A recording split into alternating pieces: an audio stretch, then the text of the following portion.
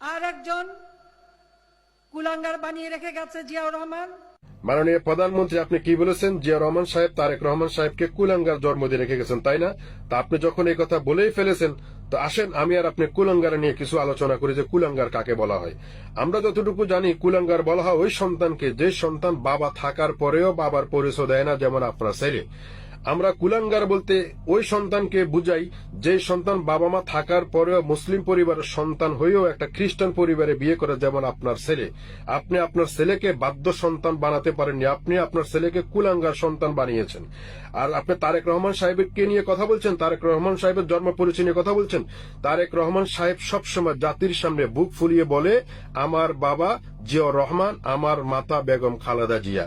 কই, আপনার ছেলের মুখ থেকে তো আজ পর্যন্ত কখনো শুনিনি যে আমার বাবা হচ্ছে ডাক্তার ওয়াজেদ মিয়া, এবং আপনার মুখ থেকেও কখনো শুনিনি যে আমার স্বামীর নাম ডাক্তার ওয়াজেদ।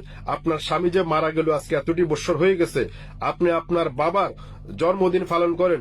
কই, আপনার স্বামীর জন্মদিন মৃত্যুদিন তো আপনি পালন করেন না। তাহলে আপনি কুলাঙ্গার কাকে বলেন? কুলাঙ্গার হচ্ছে আপনার সন্তান তারেক রহমান সাহেব নয়। তদ্রূপ তারেক রহমান সাহেবের পরিবারকে নিয়ে কথা বলতে হলে আগামীতে হিসাব করে বলবেন, যাতে আমরা আপনাকে প্রশ্ন ছুড়ে না দেই। Mind it.